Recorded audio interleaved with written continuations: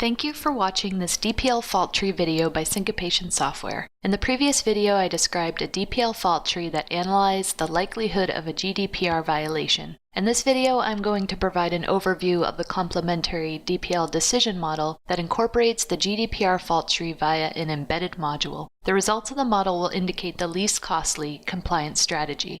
The DPL Decision model incorporates the probability of a GDPR violation, along with uncertainty surrounding regulators' rigor of interpretation, modes of enforcement, and the costs associated with compliance actions and violations. The result of the combined fault tree and decision analysis model will help the organization choose a course of compliance actions that will minimize costs. A DPL decision model is made up of nodes representing decisions, yellow rectangles, uncertainties, green ovals, and values, blue rounded rectangles. The arrows or arcs indicate dependence among the variables in the model. All DPL decision models are a combination of an influence diagram and a decision tree. Right now, I have the influence diagram maximized. I'll look at the decision tree in a minute.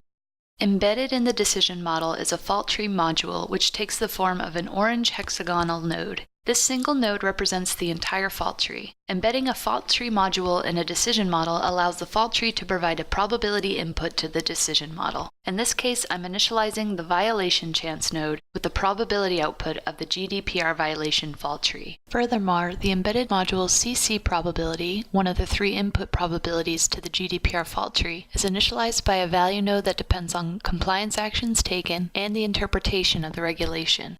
The course of action the company takes is within their control. In other words, it's a decision, but the interpretation of the regulation is not within the company's direct control. It's an uncertainty. Both will impact the probability of the basic events over which the company has some control in the fault tree. Compliance actions also condition compliance costs. It will cost more to do more. Further, the costs incurred in the form of penalties for a violation depend upon how the GDPR is enforced. Will steep monetary fines be sought, or remedial action demanded instead? It will be less costly to take remedial steps than to pay fines. I'll now switch over to the decision tree, which defines the structure and timing of events and payments. I have an upfront decision representing the compliance actions which can be maximal, minimal, or wait and see. In other words, do nothing. On the branches of the decision is a getPay expression that tells DPL to calculate the cost of these actions. This is followed by the interpretation of the regulation uncertainty, the outcomes for which are loose, medium, or strict. Next is a two-outcome uncertainty that represents whether the company has violated the regulation or not. Recall that the probability for this event is initialized by the fault tree module. Next is the enforcement posture, which follows the yes path of a violation. The outcomes are either monetary or remedial.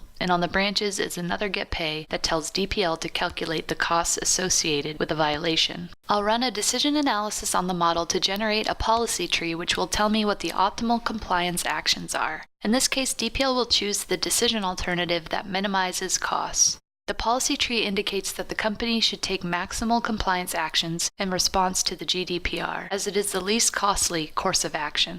The expected values for the three decision alternatives are a close call, so I want to see how robust this strategy is by seeing if the optimal decision alternative changes when the probability of a given event is varied over a range. I'll run a sensitivity on the probability that enforcement posture is monetary. Currently, the probability of enforcement posture being monetary is 0.5. I've generated a one-way rainbow diagram that varies this probability from 0.1 to 0.9 to see what happens to the optimal decision strategy. There is a color change between 0.5 and 0.4. If I hover over a marker, I see that the optimal decision policy changes from maximal, indicated by blue, to minimal, indicated by green, as the likelihood of a monetary posture lessens.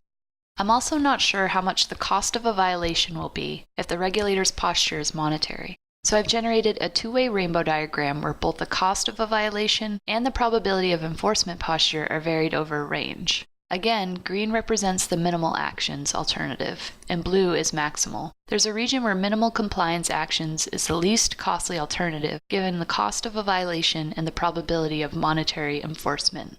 This is the conclusion of the GDPR Fault Tree video series. If you're interested in learning more about decision analysis, fault tree modeling, and our software solutions, please subscribe to our YouTube channel and be sure to visit our website at www.syncopation.com.